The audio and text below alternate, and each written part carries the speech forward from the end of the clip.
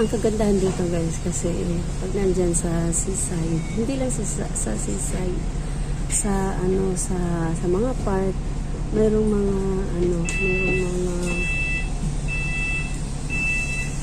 palaruan, tapos mga exercisean, mga matatanda doon nag-exercise. Kaya mga matatanda dito guys, malalakas pa. Kahit nasa 80 years old, 90 years old. 90 hindi na. Wala nang maniniwala sa akin dyan. Yan. Si Ayan. Yun ang maganda dito kasi kahit saan may CR.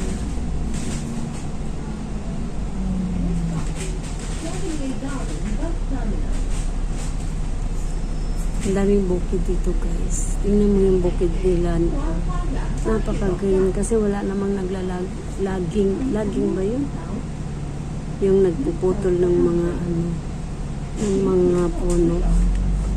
Dati guys, yung tatay ko, buhay po yung tatay ko.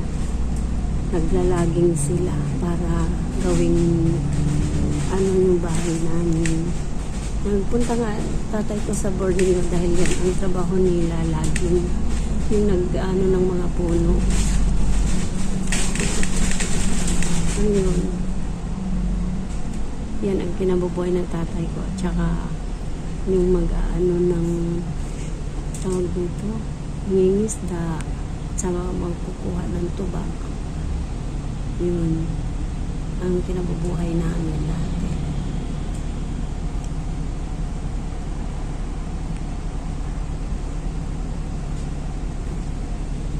Tingnan mo ang green talaga nila dito. Diba yan ang ganda ng dyan kasi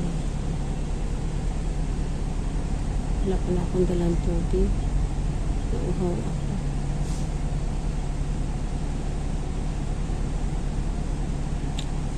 Tasyuhan mo.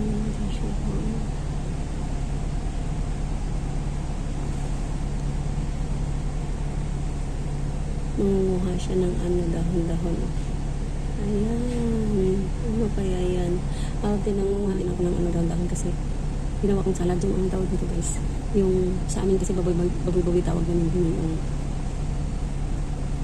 yung pang doon yung pansipan sa iba naman.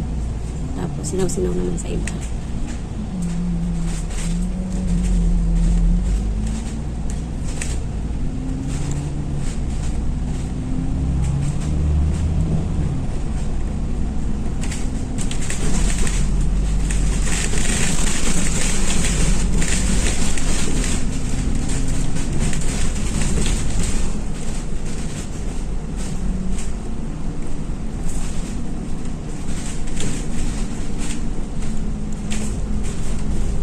Hindi pa ako nakarating dito.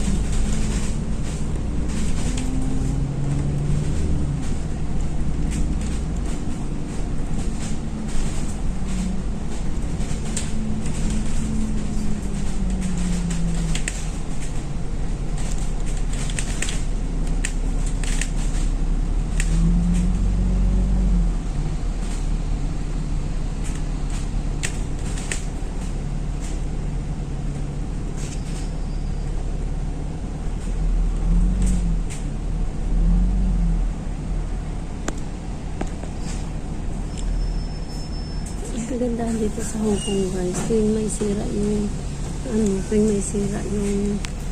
mga daan, inaayos na agad. Tapos ang bilis nilang gawin guys. Magagawa yan sila. Kung ano kayong gagawin nila. Diyan na naman ang gagawin nila.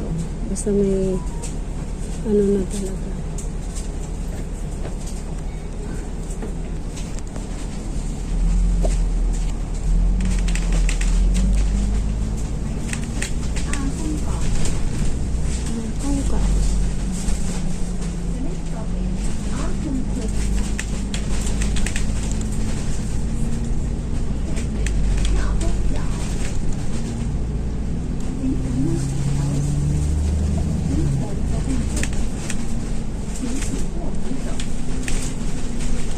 Ang mga building dito.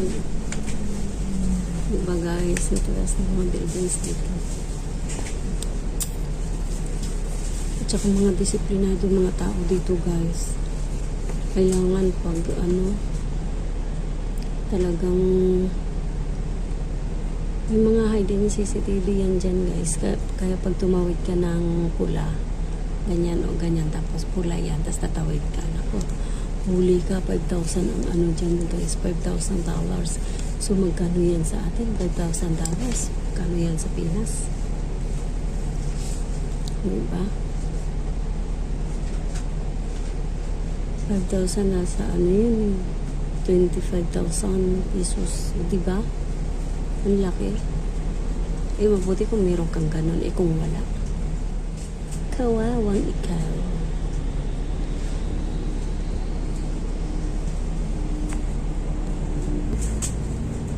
Sing for your heart.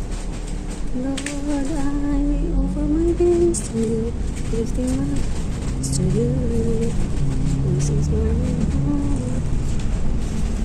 Ang galing talaga ng ano dito guys. Kasi hindi nila pinuputol nila. Ano yun?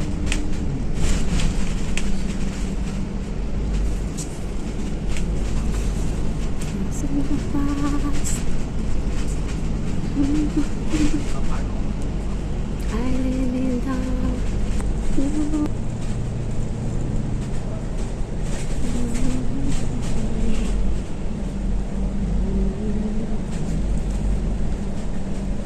Dito guys, mga bus, mga sasakyan. Talagang kung saan ang station mo, doon ka lang baba. Hindi pwede mo papakan lang sila basta-basta kung saan ka.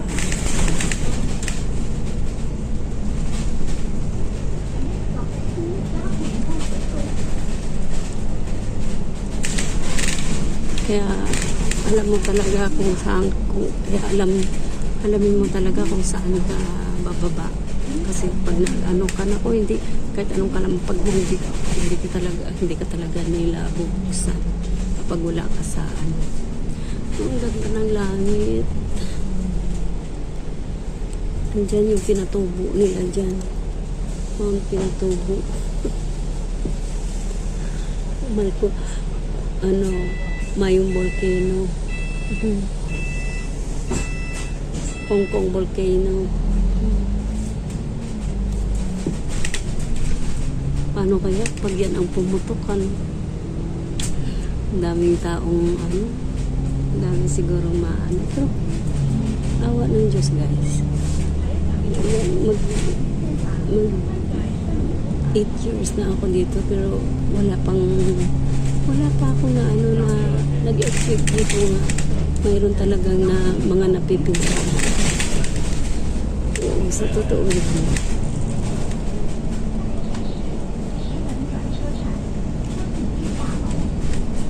Nag-i-earthquake man dito pero hindi naman napipinsala yung mga kanilila.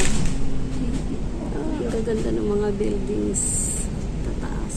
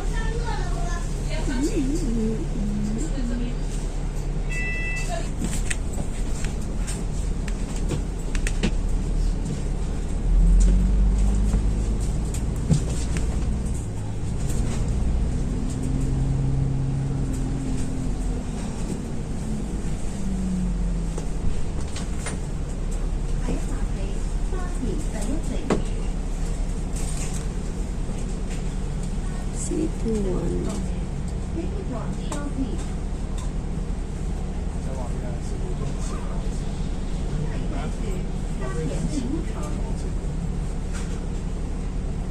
Tsaka tahimik dito sa bus, guys. Di tulad dyan sa atin sa Pinas na ang ingay, ang init-init pa. Dito di aircon yung bus nila. Lahat yan, kahit minibus.